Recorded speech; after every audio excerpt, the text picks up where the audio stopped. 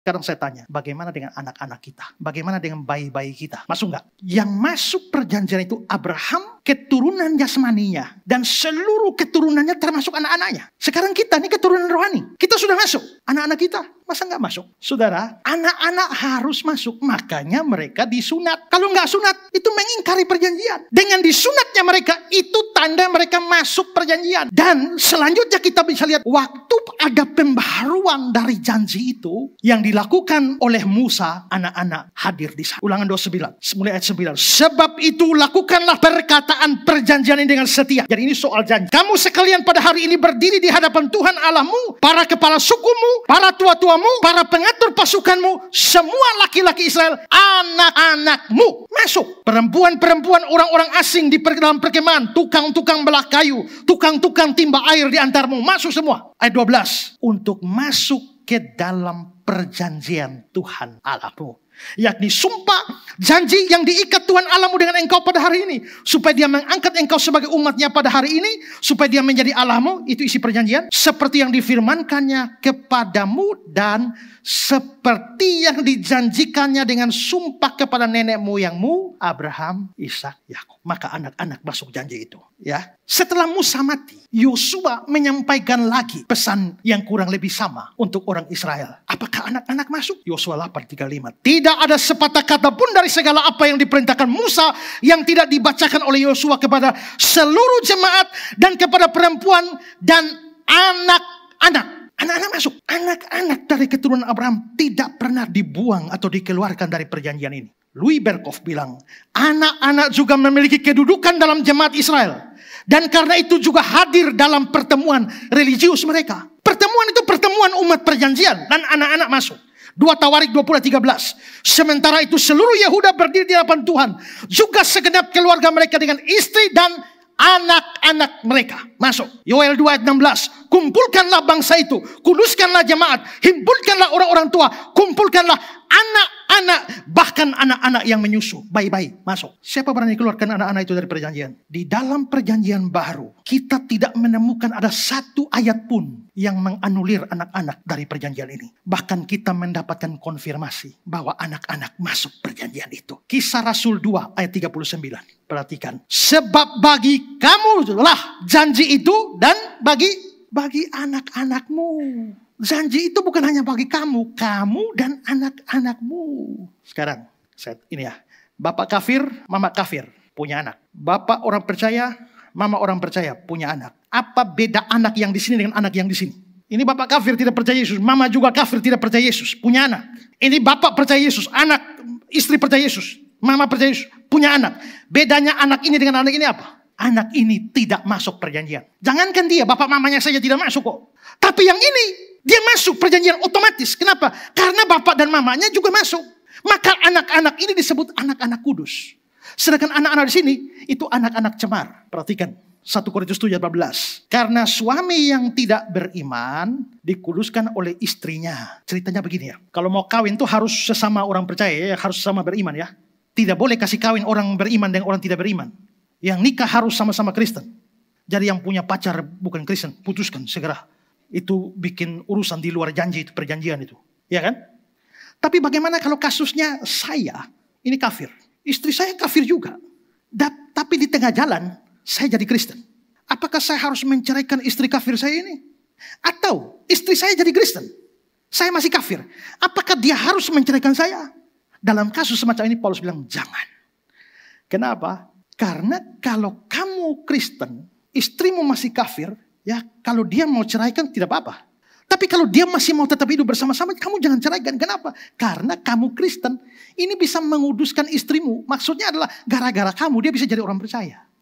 Atau kalau istri yang Kristen, dia jangan ceraikan suami kafir ini, jangan. Kecuali suaminya mau cerai. Tapi kalau suaminya, biarpun kamu sudah Kristen, saya tetap sama-sama. Sudah kadung cinta, mau bilang apa lagi. Ya. Maka jangan ceraikan supaya istri yang Kristen ini, yang beriman ini, dia bisa menguduskan suaminya. Maksudnya gara-gara dia, suaminya lihat hidupnya rajin berdoa, sabar, pintar menabung dan segala macam.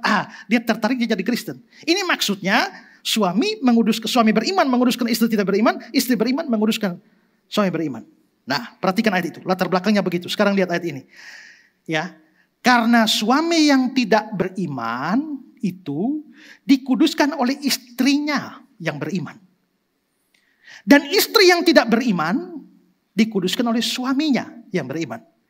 Gara-gara suami menguduskan istri atau istri menguduskan suami, dengan kata lain akhirnya suami istri kan jadi beriman.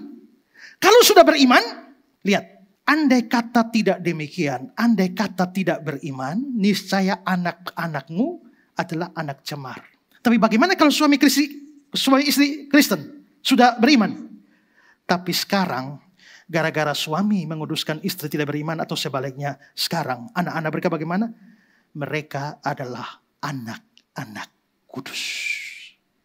Kalau firman Tuhan menyebut anak-anak orang beriman, anak-anak kudus, siapa kamu sampai mengeluarkan mereka dari perjanjian ini? Kalau mereka disebut anak kudus, bagaimana mereka bukan termasuk pihak di dalam perjanjian? Ngerti ya? Nah, karena perjanjian masih berlaku, perjanjian Abraham masih berlaku di perjanjian baru, sudah digenapi, diperluas kepada orang non-Yahudi. Sekarang bagaimana dengan tandanya? Tanda perjanjian, meterainya. Di perjanjian Abraham, meterainya sunat. Anehnya, perjanjian baru mengabaikan sunat. Perhatikan 1 Korintus 19.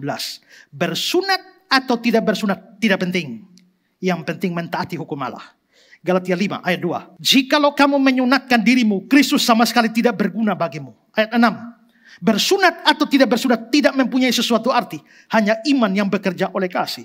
Galatia 6 ayat 15. Sebab bersunat atau tidak bersunat tidak ada artinya. Menjadi ciptaan baru. Itu yang ada arti. Kalau begitu tanda sunat itu ditiadakan. Nah sekarang jadi masalah begini. Kalau tanda sunat ditiadakan, tadi katanya kekal. Kekal mestinya tidak boleh ditiadakan.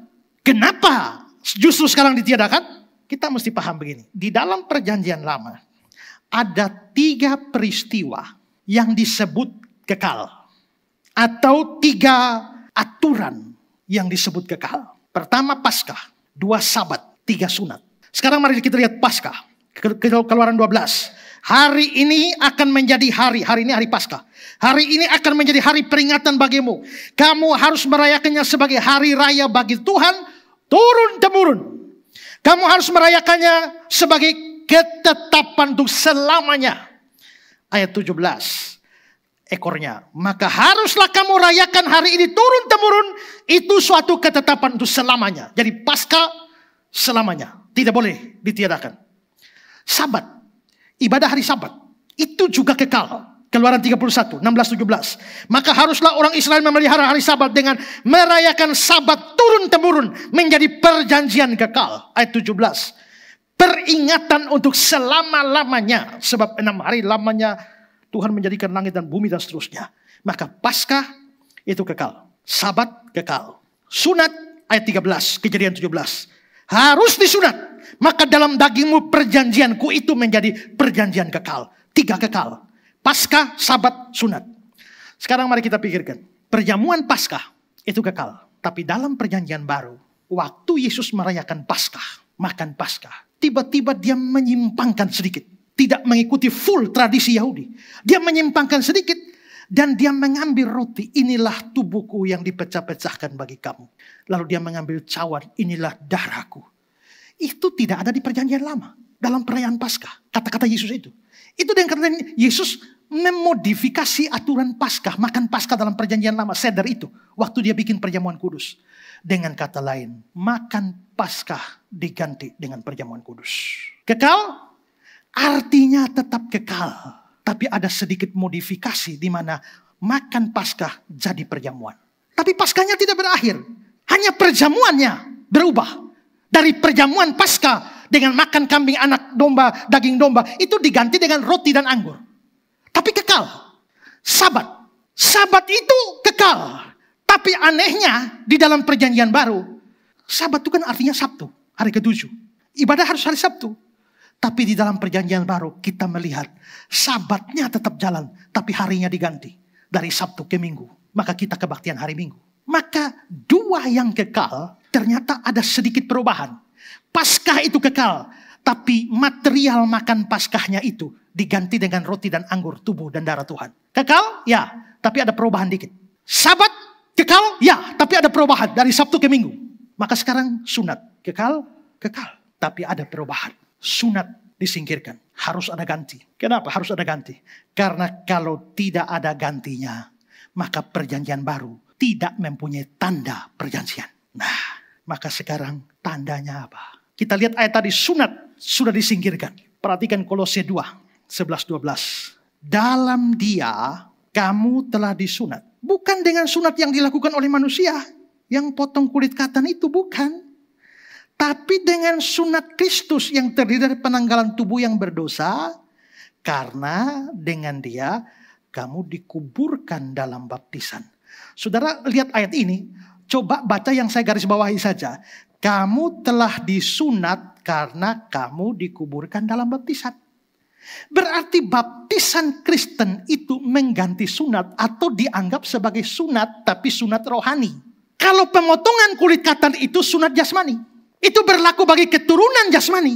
Tapi kita keturunan rohani. Sunatnya juga sunat rohani. Apa? Baptisan. Maka seperti makan Paskah diubah jadi perjamuan kudus. Biarpun kekal. Sabat Sabtu diubah jadi Minggu. Biarpun sabatnya kekal. Sunat jasmani diubah dengan baptisan. Biarpun aturan sunat kekal.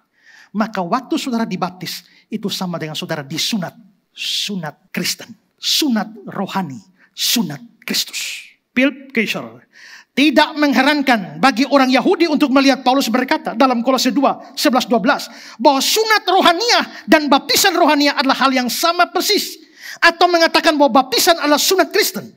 Bapak-bapak Yunani awal seperti Justin Martyr, Gregorius Nazianzus, Kirill dan lain-lain menyebut sunat sebagai baptisan dan baptisan sebagai sunat besar atau dipersunat oleh penyucian.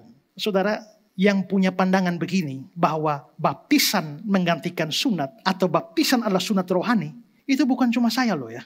Bapak-bapak gereja, Justin Martyr, ya, Ignatius yang hidup tahun 30 sampai 107, Origenes 184 sampai 253, Lactantius 250 sampai 325, Kirill dari Yerusalem hidup tahun 313 sampai 386. Gregory Nazianzus yang 329 sampai 390, bahkan Agustinus tahun 350 sampai 430. Semua bapak gereja ini punya pandangan yang sama. Jadi apa yang diajarkan ini bukan ajaran aneh. Ada orang yang komentar, heran, saya sudah umur 50 tahun baru jadi orang Kristen, sudah 50 tahun jadi orang Kristen, saya baru dengar ada baptisan anak.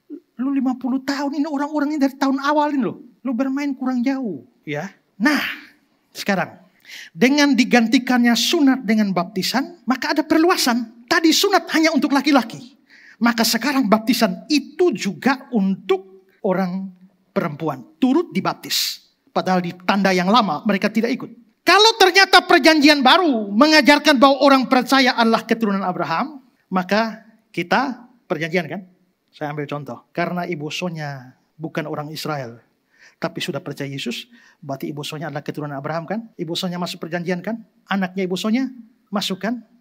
Lalu anaknya Ibu Sonya perlu dikasih tanda perjanjian atau tidak? Mikir ini. Maka karena anak-anak kita juga adalah pihak yang masuk dalam perjanjian, mereka juga harus diperlakukan sama dengan keturunan jasmani Abraham, anak-anak yang masuk perjanjian, yaitu disunat. Maka keturunan Abraham secara rohani yang mempunyai anak-anak juga harus diberi tanda. Karena sunat sudah diganti dengan baptisan, maka anak-anak harus dibaptis. Bukan hanya boleh dibaptis, harus dibaptis. Kalau kamu tidak membaptis anakmu, kamu sedang membuat anakmu di luar perjanjian itu. Maka disinilah baptisan anak menemukan dasarnya dalam teologi perjanjian. Maka perhatikan ini, baptisan anak adalah satu praktek yang benar, tidak menyimpang dari Alkitab, tapi sebaliknya pengabaian anak-anak atau pencegahan anak-anak dari baptisan justru adalah penyimpangan dari Alkitab. Sekedar catatan, baptisan bagi anak harus baptisan dari anak orang percaya loh. Ini saya tekankan. Karena ada orang komentar di YouTube, kalau bisa baptis anak-anak, pergilah baptis ke anak-anak orang kafir segala macam. Loh, tidak, kalau orang tuanya kafir ya tidak masuk perjanjian, anaknya juga tidak boleh dibaptis. Tapi kalau orang tuanya percaya, sungguh-sungguh percaya, masuk perjanjian anak-anaknya juga. Ya, kalau orang tua bukan orang percaya, tidak ada dalam perjanjian, bagaimana keturunannya bisa masuk perjanjian? Kalau kamu percaya, anakmu harus dibaptis. Dia masuk perjanjian. Dan untuk masuk perjanjian harus ada tanda. Di PL sunat, di PB baptisan. Tidak membaptis anak, tidak membiarkan anak masuk perjanjian. Kamu pikir sendiri dosa apa tidak? Sedangkan dalam PL yang tidak disunat mati.